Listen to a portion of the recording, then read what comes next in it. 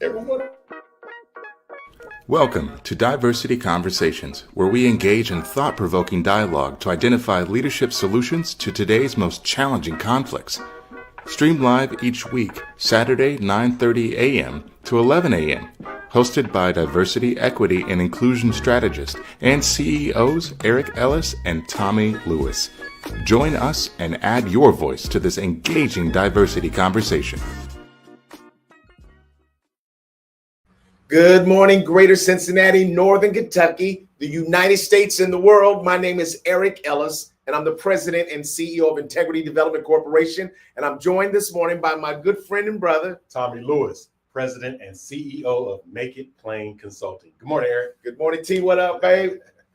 How's your week, Eric? Let's start with you and your week. Well, I had a good week, man. I had a good week. Just a number of great things happened this week. Every week I feel the same way, that great things happen. I had a couple of consequential conversations. Some of them I'll just bring into the topic that we're going to be talking about today. But I'll say to you, Tommie, that one of the consequential conversations that I saw this week was the Indiana Republican state senators really rejecting Trump's bid to sort of gerrymander the map there in Indiana. And I just something went through me that was just grateful that people are pushing back and standing up for what's right, because it feels like so often, I'm gonna tell you, community, you have to be very careful not to get swept up into believing that the only way you can play this game is to fight back and cheat harder and all those kinds of values that are starting to seep in. And when I see a body of people do something that feels untraditional right now, it feels like it's got some integrity to it. I just appreciate that, man. So, I really thought about, Tommie, traveling to Indiana just to say thank you. That's how deep it is for me, man. When I see people do the right thing, I really honor that. And so I was just moved by it in my car, sent up a prayer, just thanking God for their courage to try to stand up and do what's right. Yeah, indeed, Eric. Anything else? No, man. It's every week is a new challenge, and I had a chance to talk to my family a couple of times and explore some things, man, that we don't typically talk about. So I'm looking forward to our conversation today. Indeed. I want to welcome our intern with our company, Diara Shaw. She's a student at the University of Cincinnati, and she's joined us by way of a internship, and her role is to help us with what we call our Illuminate Leadership Institute. So the Illuminate Leadership Institute is a set alone. It's not part of Make It Plain Consulting. It's its own 501c3 nonprofit organization that really helps students and their parents navigate that middle school to early high school period of their life. Right. It's coupled off of a number of leadership programs that I've gone through over the last 30 years easily.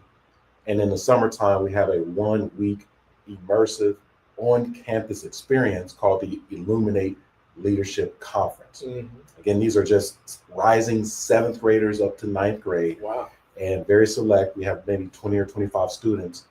Diara, this year, she's going to redesign the entire program, including the content, curriculum, including the marketing and management of the marketing. She's a marketing and kind of business development major at the University of Cincinnati. And so we're very excited to have her, and I bring her up because there was a interesting conversation as she and I and Nicole, Make It Plain COO, was having a conversation.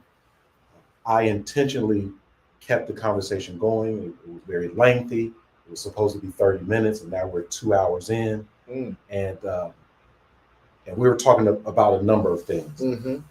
And I saw Diara kind of glazing over, right? And that was intentional. So I asked her, I asked her the same question I asked in training. Right.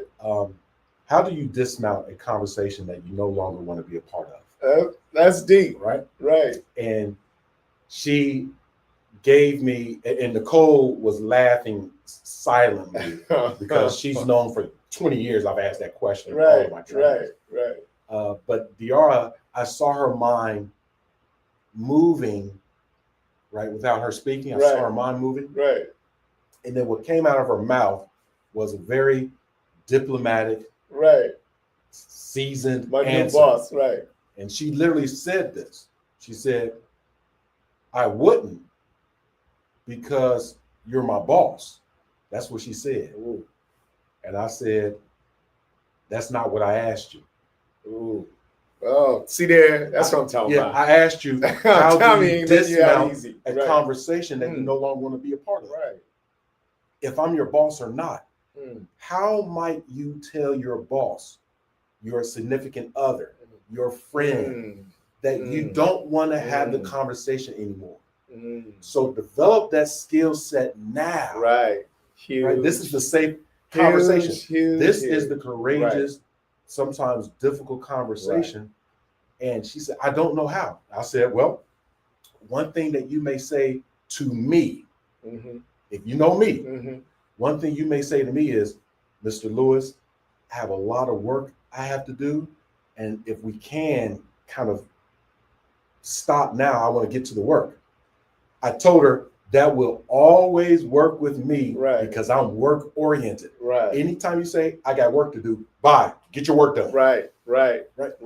And she laughed, and Nicole laughed out loud. Woo. And she said, that's what you do.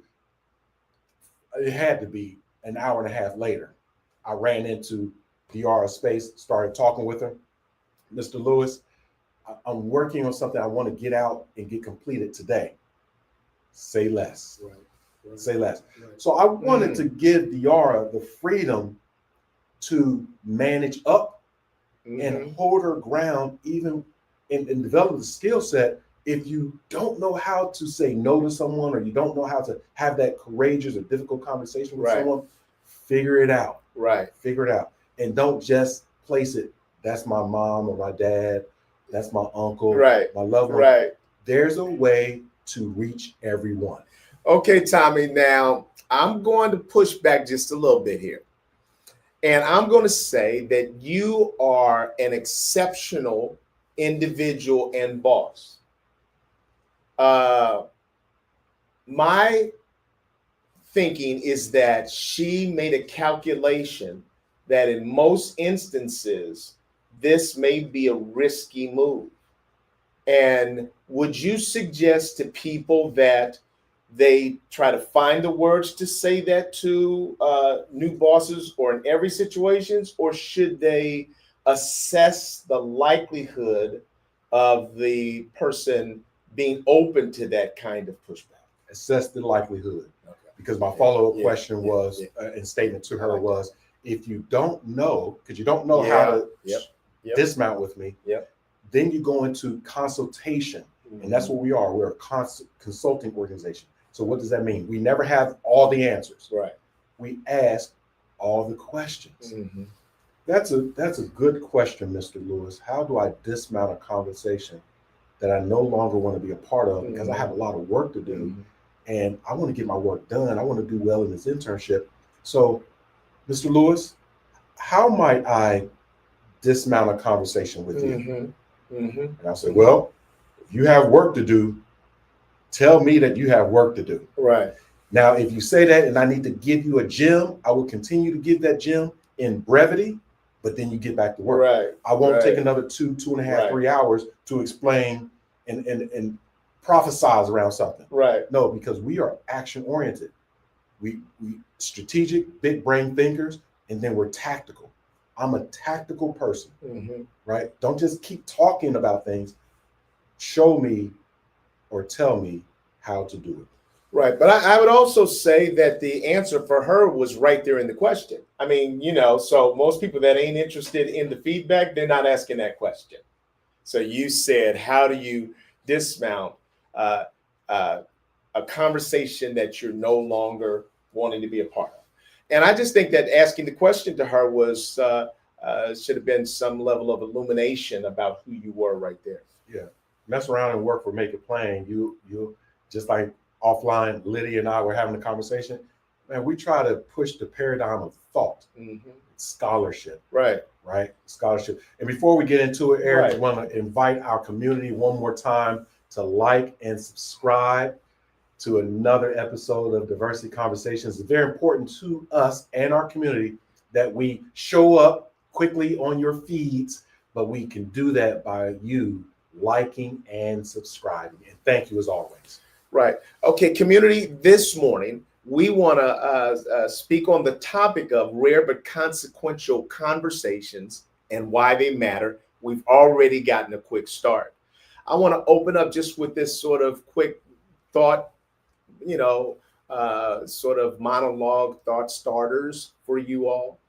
We talk a lot about leadership, success, and growth, but some of the most important conversations in our lives don't happen in boardrooms.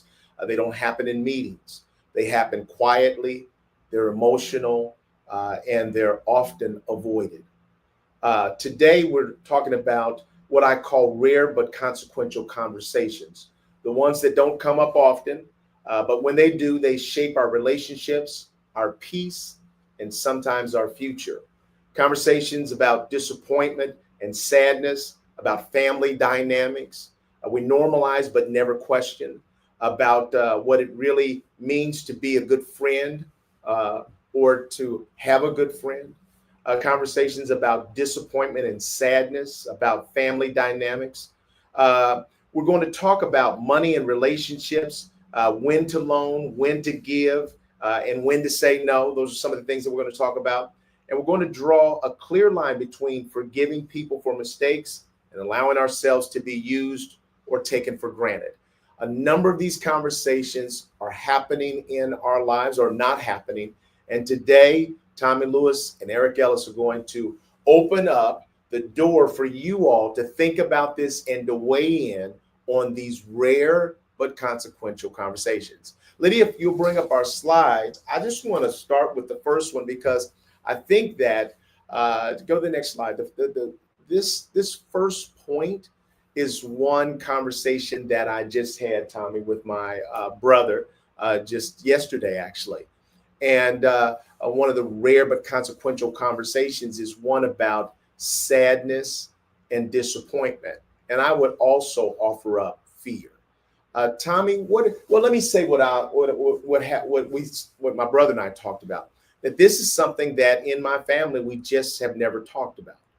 Sadness, disappointment, I don't really talk about that fear. I don't think about those things very much. I would say that I do, because Tommie and I talked about it just briefly before we came on, and I do acknowledge those, and I do consider them. But once I consider them, I kind of move quickly past them.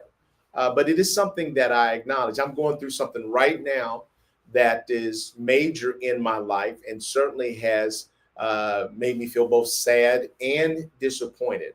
And what I'll say, Tommie, I'll say, hey, I cried about it. I've cried a couple of times, but then I'll move on to what happens past crying.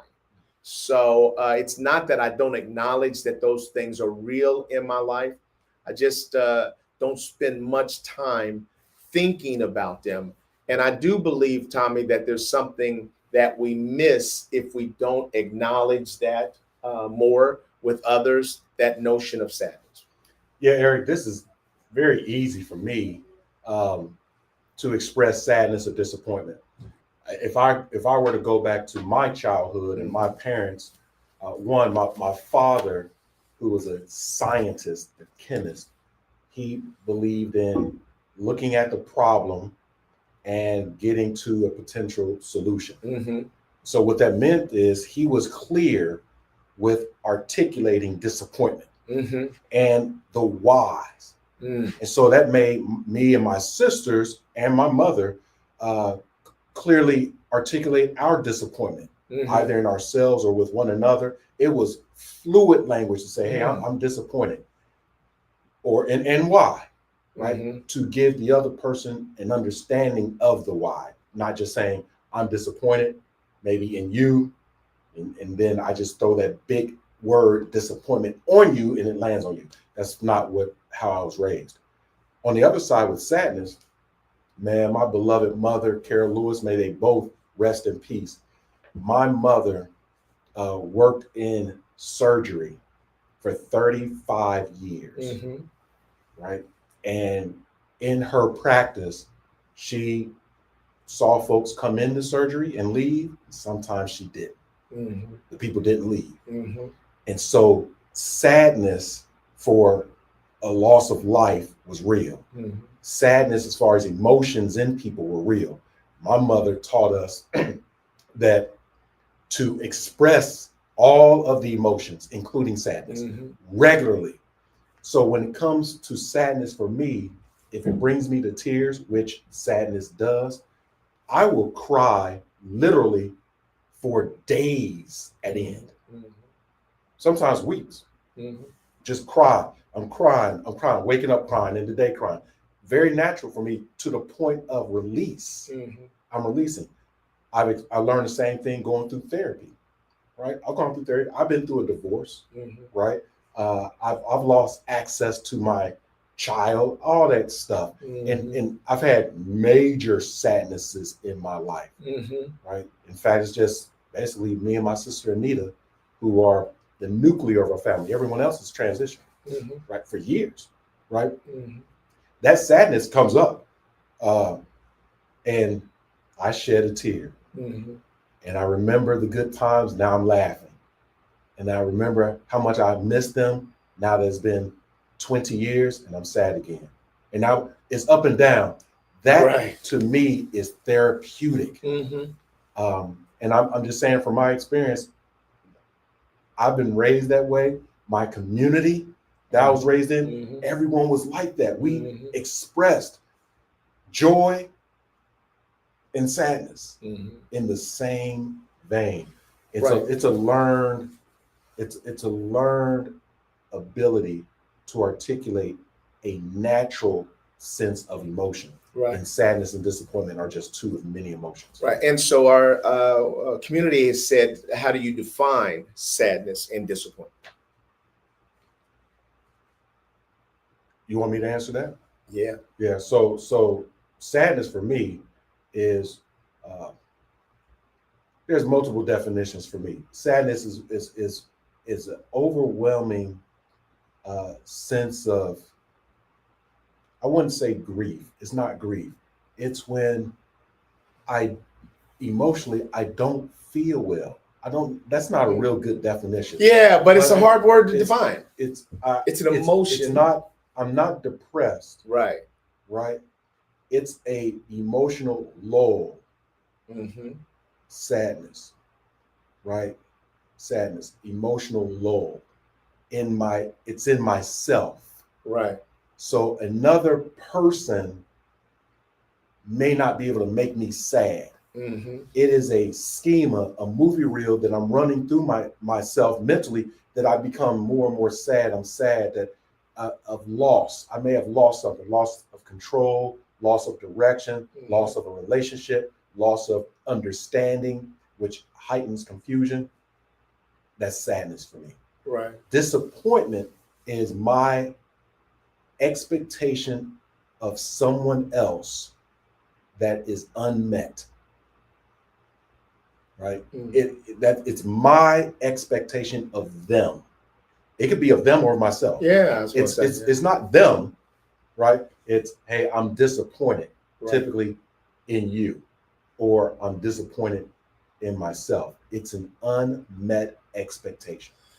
Right. As I think about it, I would have used disappointment to define sadness.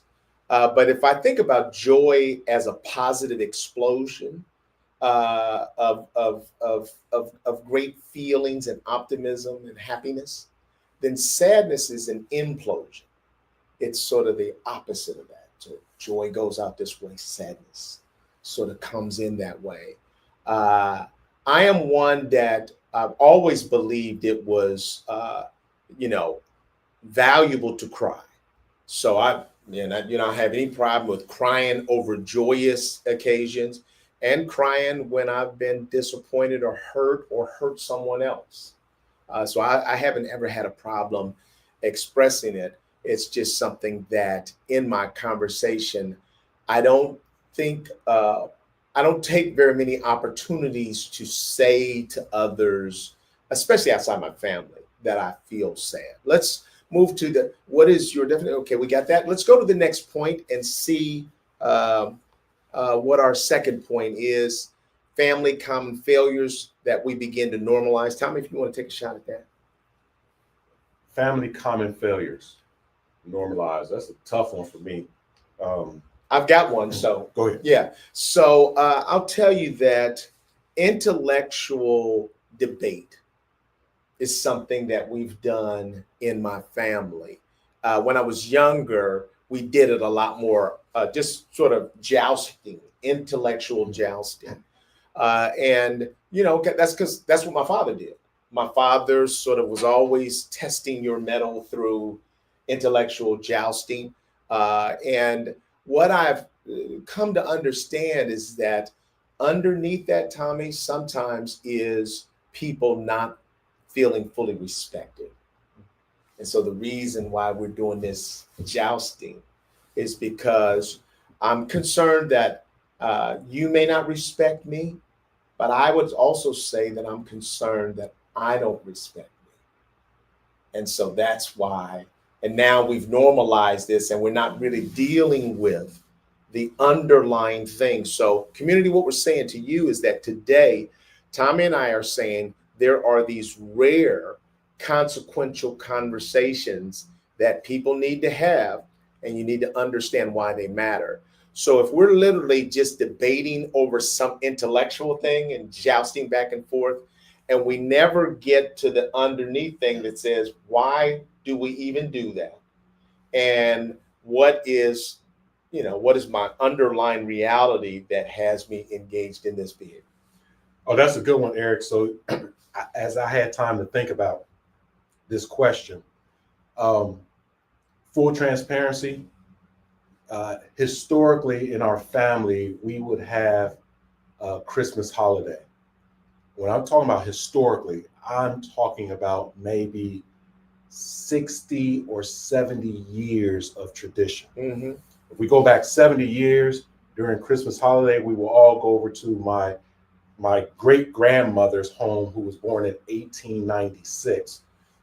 She was a very small statued person, 4'8", very powerful. She was an indigenous American, Mm-hmm. And had come to Cincinnati in the 1920s, I believe. Right. And so for years, we would go over to her home. And coming over to the home for Christmas holiday, the entire family would come over there, and it would be obviously gifts for mostly the children. Mm-hmm. There would be a meal, and then people would separate in the house. Mm-hmm. The children would go where the children are, Mm-hmm. and the adults would go where the adults are. Mm-hmm. I was a child, so I was never allowed to go where the adults were. Right. As I got older, and her name was, we called her Mother Dear, Mud Dear, right? So Mud Dear and Auntie, which is our daughter, she was, just 15 years, 20 years younger than her mother. And I got older and was invited to the grown-ups conversation. Right. So Christmas holiday was a time for us to come together as a family to rejoice in Christ as we were believers, to break bread, but most importantly, to have tough conversations about what happened in the previous year, family-wise. Oh, wow. And what we need to do in the future. Okay. Right? Woo! They were family conversations. So then when those folks transitioned, my parents took on the responsibility Mm-hmm. of having the Christmas holiday. Mm. The tradition was the core of the tradition was not the gifts. Right. It was not the food. Right. It was the family planning Okay. and the conversations. Mm. The adults Mm-hmm. were adulting. So that conversation was a part two, Mm-hmm. because it originally started in Thanksgiving. Mm-hmm. We would give thanks, Okay. and then at the grown-up table, we would have those adult conversations. When we had new people who were people who were pregnant in our family, Mm-hmm. and if they were a single parent, Right. how are we going to raise this child and support? We would have that conversation. Okay. If folks were transitioning, we had a lot of divorces in our family. Right. We had addiction in our family. Mm-hmm. We had folks who were thriving in their career and moving out of the region. How are we going to stay together? Mm-hmm. What months are we going to move into? Okay. I'm putting a bow around this story because I'm telling you, community, I try to give you the truth without outing my family.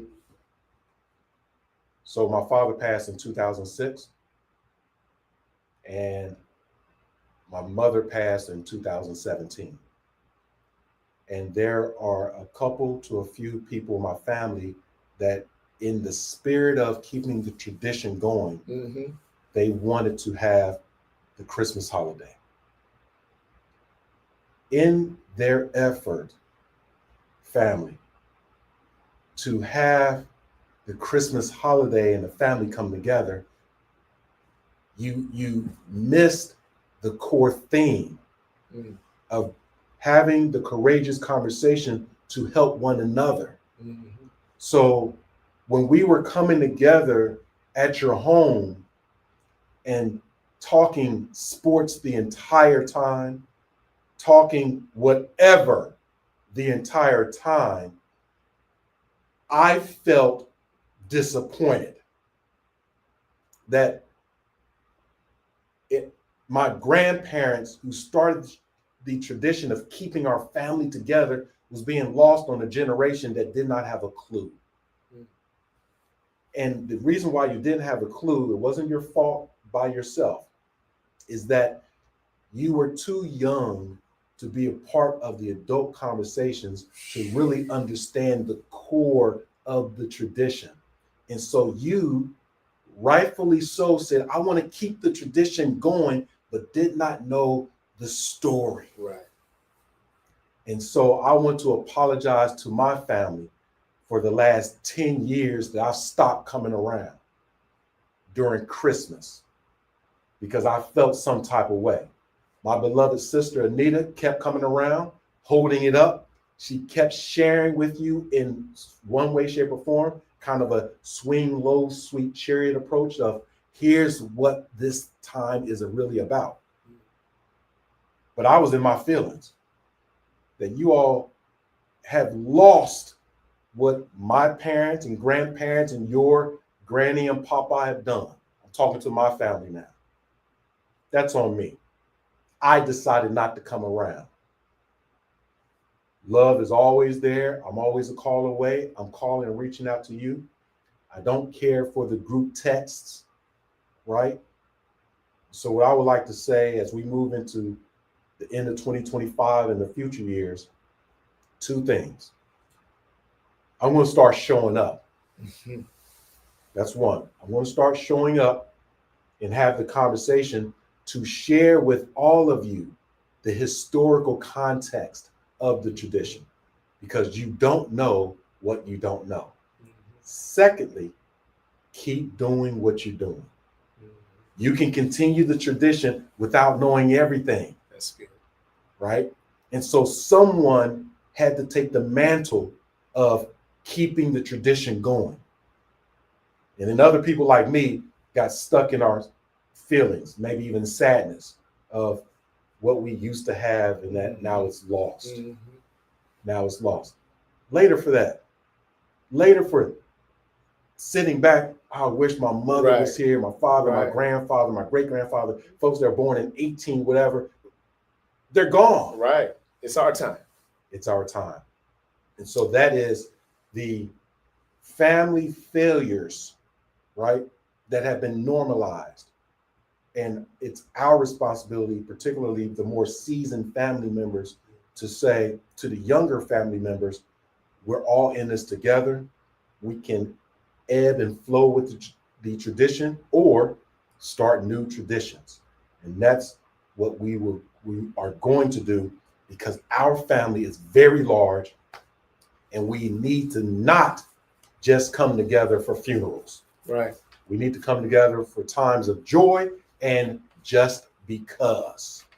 Just because. I'm sick and tired of coming together and having that joyful conversation at the funeral. Right. And always saying, we need to get together more often.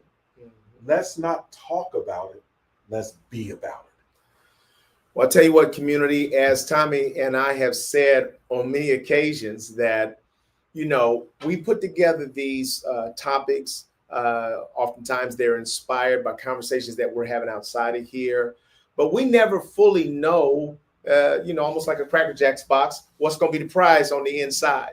And already rare but consequential conversations, Tommie illuminated something and put something on the table with his family that makes diversity conversations real.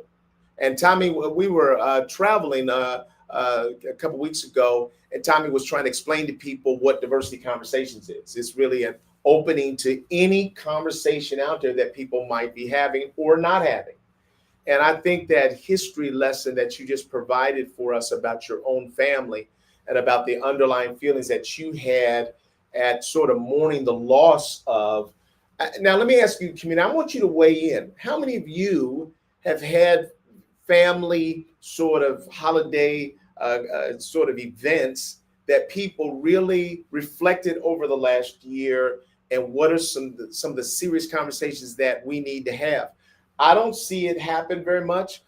Most people recommend against difficult conversations because most people can't handle those. But when you have people that are leaders, patriarchs, matriarchs in the family that really have that type of respect, then it's understood that when you sit at the adult table, that's what's coming. Absolutely. That's what's coming. And Tommie's putting out a cry.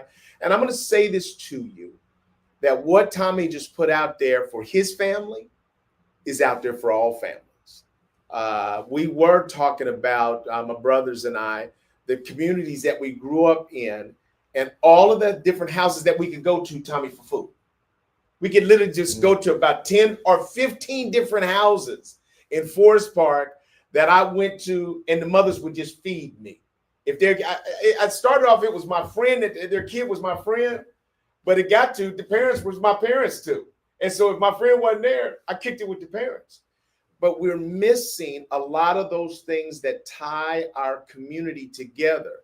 Tommie has expressed one. We're saying that there are rare but consequential conversations that we have to have.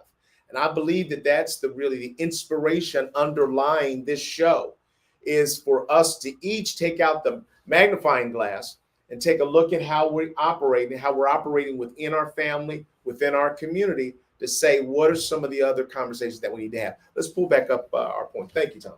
Yeah, absolutely. And so let's go to point number 3. And Tommie, why don't you start this one? So real friendships, having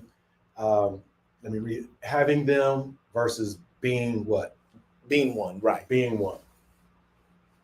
So the idea here is friendship requires responsibility, not just proximity. Right. So what does friendship mean? Again, without giving kind of the Webster's definition, I'll share what it is to me. Here's what friendship looks like, kind of at a very high level. Mm-hmm. It's really, for me, Eric, whenever I connect with a friend or they connect with me, mm-hmm. we start at that chapter, meaning we can reminisce on chapters past. Mm-hmm. Playing sports, I have a lot of real dear friends that I play ball with. Right. And we can reminisce there. We go back 30 years, even so much so that our spouses and significant others say, when's the last time you all played football together? Well, it's been 38 years. Right. You're still talking about that same game? Right. We are, right? However, in the time that we're engaging with one another, we have very little to no judgment on the past. And we just pick up from the present. Mm-hmm. The present may be, I'm here in presence, just being present, or it's, what do you need? What do you want? Sometimes my friends need from me a listening ear. Mm-hmm. No advice. No advice. Right. And that's a skill. Right. I'm not absolutely. I'm not going to chime in. right? And that's how it shows up. So I need to shout out one of a handful of my friends. Right. My partner, Eddie Cooper. Coop. Right. He's down in Charlotte, North Carolina. This guy, growing up, we were literally arch nemesis. Right. I remember Coop. I played ball against him. Right. Athletically. Right. We had gone to different elementary schools and then different middle schools. But when we competed in everything, we played basically the same sports. He would beat me by an inch, or I would beat him by an inch. Right. Right. And I felt some type of way and he felt some type of way. You know, he didn't know me too much. I didn't know him. Right. But I knew him and he knew me. Right. You better recognize Coop. Right. Right. So we move into high school. We're playing on the same football team, but we still have this competitive energy. Right. And then, long story short, we hung with different people, and our people came together. And me and Coop, we teed off. We had to have each other. Right. We mixed it up. Right. So much so that it was going to get us both suspended for 7 days. Right. Because we were tearing it up. Right. And the administrators and the teachers, they knew us, but they didn't know we were at each other's throats, and let us off, just broke us off, you know. And I went to an office where I was working at, and next thing you know, literally maybe the next day, I'm sitting there, I'm answering calls, right? Thank you for calling the school, et cetera, et cetera. And this woman came in. I wasn't even looking up. This woman came in and she was standing over me. And I looked up. Yes, ma'am, may I help you? She's like, yeah, can you help me? Yeah, yes, ma'am, can I help you? She said, you know who I am? No, ma'am, I don't. Right? She says, I'm Eddie's mother. Oh. I said, yes, ma'am. She said, you all need to cut it out. Now. She just went on Mother's You. Just cut it out. Right. And that was the end of it. Okay. Just that quick. Nobody's mother is going to tell me to cut it out and I'm going to do differently. Nobody. Right. That was the community. Right. Y'all knuckleheads need to cut it out. Right. Because I thought that the adults knew better than we did. I knew we were wilding out. Mm-hmm. You hear me? Little did I know that Eddie's mother used to do my mother's hair. Oh, okay. And my mother had gone to Eddie and told him, cut it out. So the next time we saw each other in the hallway, we, hey, Coop, you sent your mother after me? And he's like, T, you sent your mother after me? My man, listen, look, moms don't play. So next thing you know, every summer, I would spend 2 months living with them and vice versa, right? This was the cat in closing that when I was on the struggle bus studying architectural and civil engineering at Tennessee State, and he was studying mechanical engineering at Alabama A&M, and I would go down to Alabama A&M for my spring break, right? I wouldn't even go home. Right. This was the brother who said, hey man, how's school? Hey, Coop, it's all right. What? It's all right. You don't like engineering? It's like, nah, I really don't. He's like, why are you doing it? It's like, you know, you can make some money as an engineer, whatever. He said, man, you need to keep doing that black stuff. That was Eddie Cooper. Right. Wow. And I knew exactly what he was saying. Right. My degrees, plural, are in Africana and European studies. I study people from the diaspora.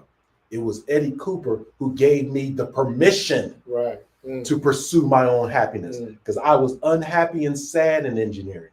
And he said, you need to do you, and gave me the courage to go home to Cincinnati, sit my parents down and say, I'm changing my major.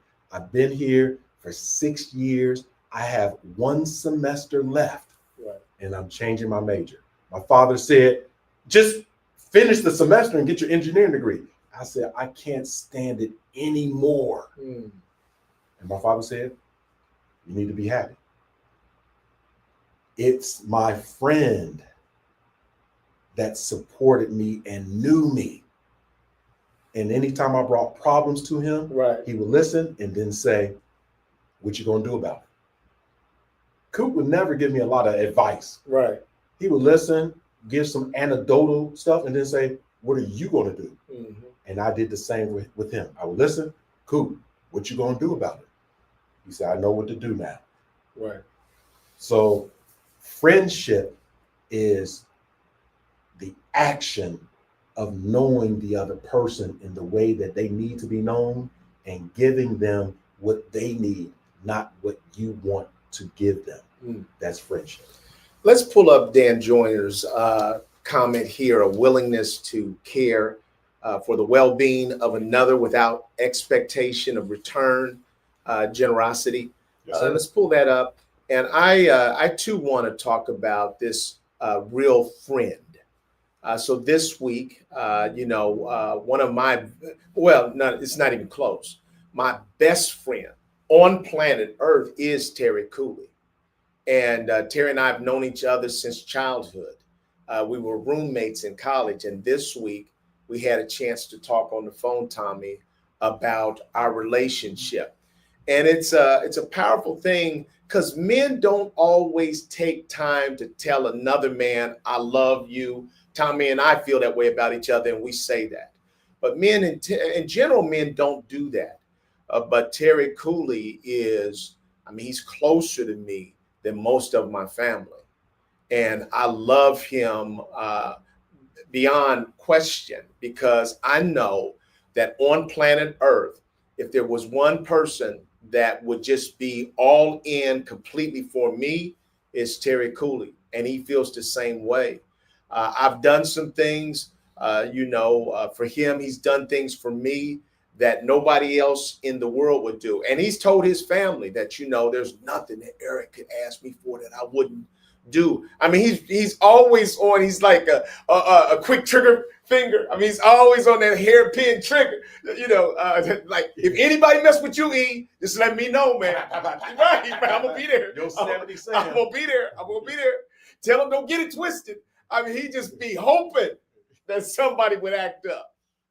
And the thing is, and so I did something for Terry that I didn't bat an eye. He was in need, Tommie, and I just called him up randomly, and he was getting ready to do something crazy.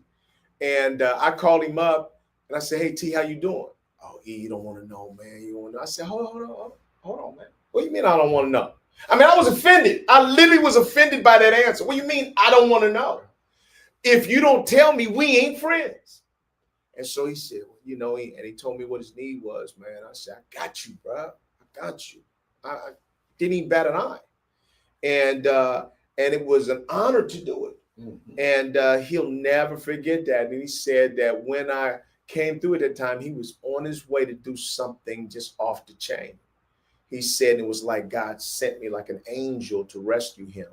But the same thing he did in return when my oldest son went out to LA, man. Judy was saying, honey, you got to stop him. He's trying to drop out of college and go to LA. I said, I can't stop him. He's 19. And so I told him, I said, well, you got to get yourself out there. So he bought a little train ticket, taking 4 days to get out there, 1 day to become homeless, and he was out on the street. And the person I called out in LA was Terry Cooley. And Terry Cooley took him in. And I tell you that when you have a true friend, and this point in terms of rare and consequential conversations is not just do you have a great friend, but are you willing to be a great friend? And so when Terry picked up my son, he said, look, man, he said, anything your father needs me to do, I'm there. He said, and then he would call me up. He says, now, I don't want to teach him anything that's outside of your values. But just like he was trying to tend to my value system, I told him I trust your value system. Indeed. So teach him everything. Anything that comes to mind for you, teach my son. Indeed. Because he needs to navigate the world not simply the way that he was raised, but also to survive. And Terry was giving him some skills. But it's just when you have somebody on this earth that cares so deeply about your friendship that they're not trying to do anything that would step outside of that is a powerful thing. And so I told him, I said, it's almost like Christmas, waking up every day knowing that Terry Cooley exists in the earth makes me feel happy and safe and grateful that, and we influence each other, because I said something to him this week that changed what actions he was going to take. Because I told him that the love that we had, I told him what my grandmother said, and then Tommie jumped right back in. My grandmother told me when I was 12 years old, Eric, count yourself fortunate if you have more than one or two good friends in your whole life. I said, Grandma, I don't know what you're talking about. I got 10 friends, 12 friends right now. I can count them off. I was ripping off the names. She said, them ain't friends. And I didn't know, then that I was going to have to grow up to realize what she was saying. And I promise you, I can put them on 3 fingers. The people that are friends to me because I want to be the same kind of friend to them. Tommie? Yeah, I have a number of friends, Eric, and those who I would consider best friends. And some of my friends are in my life or I'm in their life for a particular reason or season. Mm-hmm. And we know that of one another. And we are dependable based on that reason. Oh, say that word again. So we have Dependable. to, leverage the friends that we have, be friendly. And I would charge all of us, community included, is that if you consider yourself a friend to someone else over the next couple of weeks, couple of months, you take the initiative to reach out to said friend and show yourself friendly versus thinking you are friendly. So oftentimes that friendship is an action. It's a verb, right? It's not a thought. Oh, that's my friend, right? So I think, right? When's the last time you talked to your friend? Well, it's been a couple of years. That's not the barometer. Right. Remember, as I said, you start on the chapter. So you can go weeks, months, years without talking to your friends. And then you talk to your friend and you start from that chapter. So that's not the barometer. Right. But the barometer is, well, I haven't talked to them in a couple of years. Why not? Oh, because they haven't called me. Oh, but you're their friend. Yeah. So what does that mean? That means that if I'm their friend, they have to own the friendship. What? Right. That's not what friendship is. Right. I don't call you my friend and wait. Okay, I gotta wait till you call me. Right. Because if you don't call me, then we're not friends. Right. Right. But then when you call me, oh, we're friends again. That's a fair weather friend. Right? A lot of them. Yeah. Right. Because when the times get tough and rough, and they do, it's not all financial, it's not material, it's personal. Right. When it gets tough, there's a lot of folks who transition from friends, air quotes, to associates. Right. If not, teeter into enemies or foes. Right. I have a lot of folks over the last couple of years, not a lot, a few, a handful, right, that I had thought right that they were better than that. We were better than that. And a situation came up, challenging. You showed your true colors on that. But I'm still going to shake your hand. I'm still going to give you a hug. You all right? You can still call me. I'll call you every now and again. But we're in that associateship zone, not the friendship zone, right? This is not being negative. It's, Eric, you say you only have a handful, one hand of friends, right? Sometimes that's what it boils down to. And I know everybody. Let's pull up our points again. Lydia, we're going to pass on this one. Go to the 5th one. Let's go to 5. 5 is forgiveness versus being used. So in our lives, there's this notion of forgiveness, and then there's sort of people going beyond that to just taking your grace for granted and almost, using you. For me, I want to start with the part of forgiveness. I had a brief conversation with Tommie before the show started, and as Tommie said, we are looking to always be transparent and authentic with you, community. And so when I think about the concept of forgiveness, Tommie, my thought is that's what we're supposed to do. From my faith standpoint, I recognize that's what we're supposed to do. And I know some of the technical definitions around forgiveness. Forgiveness is you forgive and you let them go. You don't hold on to it. You don't remember it always. It's in your knowledge bank, but it's not something that you're holding on to. So I can easily say I intellectually know the definition of forgiveness and how I'm supposed to operate. But I thought about it today, and honestly, there have been some people that have, done some things in my life that sort of showed me that they weren't for me. And Tommie, even though I would say quickly that forgiveness is something that I should absolutely do, honestly, Tommie, I've still held some of those. Now, usually I'm the quickest person in general to forgive people and to let it go because I know that people are human beings. So I have no problem with the fact that people make mistakes because we're human beings. But when it comes to a character issue where somebody has either said to me, I'm jealous of you, or that kind of thing, when that gets out there, I'm just like, it's hard for me to shake that, Tommie. And so I look at that and I say, well, I guess I probably need to put even more prayer on that because it's something that I quietly struggle with. What are you struggling with forgiveness? The fact that I see people that, and this is only in a couple of cases, so for 98% of people that I have an encounter with, forgiveness is easy. But for the 2% that I know are not really for me, and they are apologizing so that they can get access to what I might be able to do for them. So those kind of things I struggle with. That's what I struggle with. When I say struggle, it means I've almost written them off is really where I'm at. I've almost just written them off. And there is nothing inside of me that is fully compelled to try to repair that if I think that that's a character stance.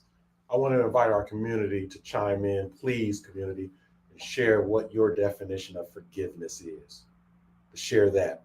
As I'm listening to you, Eric, I don't really have a challenge or a problem with forgiveness. I never forget. And because I don't forget, I'm either looking at being introspective. What did I do wrong to allow that event, situation, conversation to happen? Or what do I need to do to right the wrong that's in my memory? So I haven't forgotten. Right. Forgiveness for me is there was a situation that happened, circumstance, conversation, etc. And I forgive you in whatever you were going through to have you do or say what you did to me. Right. Right. I don't understand or know everything, but it happened. And I forgive everything that was in you bubble up for you to do that. My problem is it happened and I won't forget. I'm struggling with not forgetting and thinking of a master plan. This ain't nothing but sweat inside my hand. Right, so I dig into my pocket, all my money spent, so I dig deeper. Right. Still coming up with lint. Right. Right. That's from a rap song for those who may be familiar. But I'm always thinking of a master plan. And so if I felt that I've been wrong or betrayed or whatever the case may be, forgiveness is easy. Forgiveness is difficult. So Brooks says let's bring that up. Says that forgiveness to me means I am holding on to unprocessed emotions. Right. Oh, that's good. And forgiveness is always for me, not for the other person. When I don't forgive, it only hurts me, not them. Right. And then what I was saying earlier, before we got on the show, I was saying that about love, that they ain't no use in holding it against you because they. But let me run this. That's good. Yeah, that is. Other comments too. Right. Yeah. Go ahead. Let's go ahead and get the other one. So the other comment, forgiveness for me, is to give for. It's an opportunity for us to explore the why and process what happened, and opportunity to know more about ourselves. So both of these are very good. Two different people. Yep, two different people saying the same thing. Right. And what I would say is that for me, the first question is it worth it? So I like these, but the first question is it worth it for me to go any further around that? So let me start again with for me as a forgiver, 98% of encounters are very easy for me to forgive. I'm talking about this one. Let me run this past you, Tommie, and just see, you tell me where you are with this and what energy you would spend on it. Yeah. Okay, Tommie, I'm jealous of you. And I really think, man, that you've got some things that should have been on my plate. And I didn't receive them. You know, you had both your parents there, and I don't even totally like you that much, but I just want to have you sort of help me to be successful. And so I'm gonna let you know that, because I've been drinking, and now I'm gonna let this slip out the bag in terms of how I really feel. What is your mindset around forgiving in that situation? Because that's the one that's the most difficult one for me, is is when that kind of thing is happening. Well, that's a simple one for me. Their jealousy is them. Right. There's nothing to forgive. Period. There's nothing to forgive. Right. I'm not going to forgive your jealousy. Right. Right. Not at all. Right. So the energy that I give to it as I was listening to the scenario, I felt it in myself. Okay. I'm just listening. Right. I have no judgment on that. As soon as you said, I'm jealous of you, as soon as you said that, I downshifted. Oh, just listen. Let them get it out. Right. It's for them. Right. Their jealousy is not me. And it's not going to be placed on me. I'm not going to receive it or accept it. Right. There's nothing to forgive. Right. But when I say forgive now, but I'm asking you for something. So where are you? I can't do that. That's what I'm saying. That's the part I'm talking about. However we define it, that's what I'm saying. I have to listen to the whole story. Yeah. Right. That's the action that I take. There's a backdrop to I'm jealous. There's a backdrop. The surface emotion is jealousy that was articulated, but there's a backdrop. I have to listen to that, and it's not. And I will assume I gave you all the stuff. You had two parents. It's not just me, right? Your view. You said I have two parents. That's your perception, right? That's not just it, right? And I know that, right? So. It's a lot about their life and what breaks they haven't had. If you say, all of that.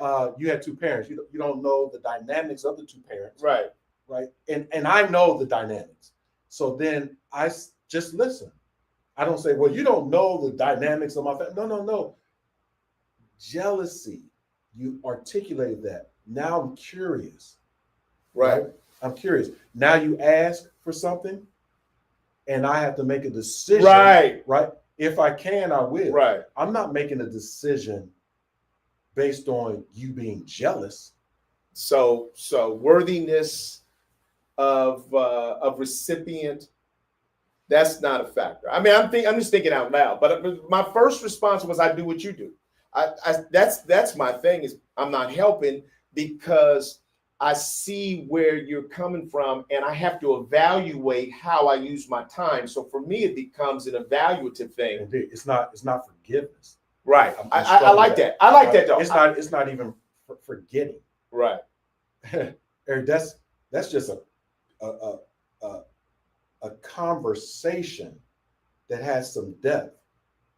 Again, it surfaced up to I'm jealous of you, go through the soliloquy, and then there's the ask.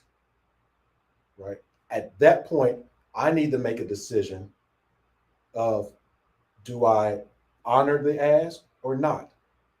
It is the same difference of the person in need coming to you with the woe is me story, Mm-hmm. and sharing the woe is me story with you for 15 or 20 minutes. And as they are wrapping up the woe is me story, Right. they speak a little bit that all of that woe is me story for 15 minutes was a lie. And then they say, can you spot me $15? Right. Hear me now. Right. What we talking about? For 15 or 20 minutes, you gave me the woe is me. Things are bad. I understand you're in need, right? But then the truth slipped in. The truth was that it's all a lie. Right. That's right. Then you have the ask. Right. At that point, I need to make a decision. Do I still give? Right. Or not? I'm not forgiving anything. I'm not forgiving, oh, you told me a lie, I need to forgive you. No. You've gotten to the ask, and I need to say, do I have, if it's a lie or the truth, do I have to give? A lot of times the answer is yes. Now, are you worthy ground? For me, from a biblical standpoint, that lines up with my belief system, is I invest in good ground. I don't believe that. Okay. Yeah. You invest in any ground? No, I make a decision. Yeah. So I don't always give value to the other like that. To the ground. If they're worthy. Yeah, I don't always know. I don't always know. And sometimes I give the bad ground. I mean, so when I walk down the street, I'm giving money to people that may go get alcohol with it. Yeah. I don't judge that. But but you're judging the worthiness of the person or the situation. Not in those cases. I mean, I'm giving all the time there. I'm talking about these people that are not for me. Where's the semantics? What's the difference? Well, the difference is when you think that you are just you think that you are slicking me, or you think that you are just coming to me because it's easy and I owe you and you're entitled. That all makes a difference to me, Tommy. When you come to me that way, I'm judging that. Okay. You come to me with an entitled thing, I'm like, look, I don't care who you are. I don't care if you're washing my windows and you're trying to bully me after that. I ain't going for that either. I'm making judgments all the time about if you come to my car and you just wipe my and ask for some help, I do it. You come to my car, you wash my, hey man, give me two. Hold up, bro. You ain't hit me like that. So I'm making judgments about based on who comes and how they come. I would recommend that lean less to judging others, right? And more to making decision for yourself. But the Bible says, if even I look at judge as you will be judged. So I think we have an obligation to do that. We have a responsibility. We're stewards over our money and everything else. I think it's not that we don't make judgments.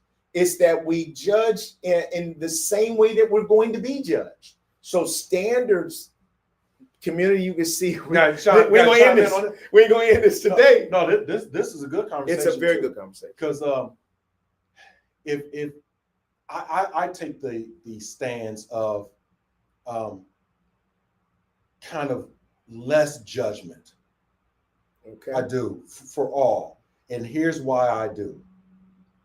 Because Lord knows the things that I've thought about and not acted upon are absolutely judge worthy. Yeah, no doubt.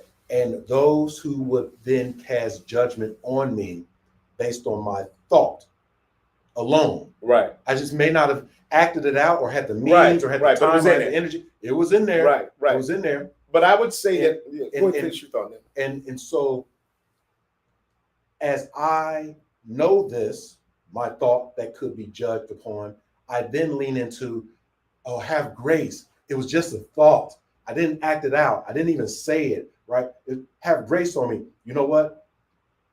I'm not going to judge others too quickly because I don't know. I like that. So technically, I like that. But our brain is built to be evaluative, whether it's a conscious thought or not.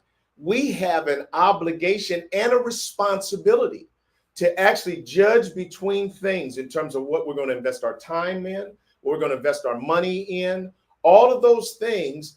We have worked the word judgment from the standpoint of people making judgments without knowledge. And so just making arbitrary judgments about us. I mean, with Tommie, that's something we're trying to avoid. But I think all of us have to judge situations and make determinations in terms of how we invest our time, our energy, and our money. And I think to be wise stewards over that means you do have to take inventory on, on which things, which people, which places you're going to invest your time and money. I think that we're in agreement. Our underlying belief, because when Tommie says that all of us have done things that, are not right, that if people knew the full story, they would see us differently. So I empathize with that. But I'm just saying that as I look at all the people in the world and I'm evaluating who I'm going to give my limited time to, then it's going to be the people that I think I define them as good ground. Whether they've had hard knocks, bad lumps, all of that, none of that throws me. Other than, is this a worthy investment of the limited time and resources that I have? I'm with you there. I don't think it's forgiveness. So thank you. You helped me there. We start off there. I got it off that page. Yeah. I had it on that page and it was the wrong page. Wrong page. Yeah. It's judgment. Right.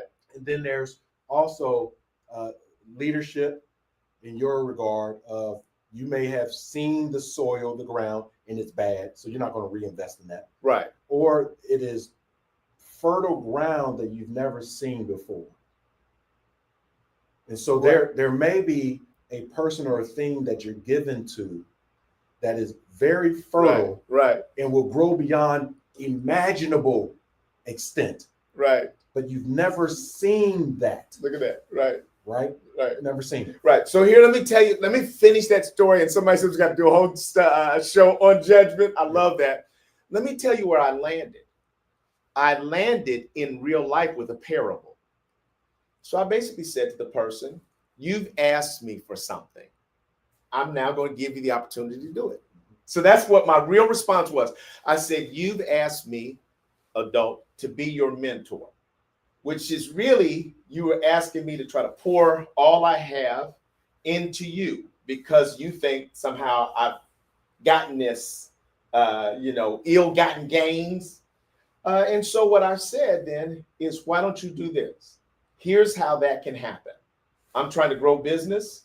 If you wouldn't mind saddling up with what I'm trying to do, then you can be mentored in the midst of that because you actually don't need any help developing material and all that kind of stuff. You're very good at that. So I gave them an assignment that they chose not to take. That's how it works.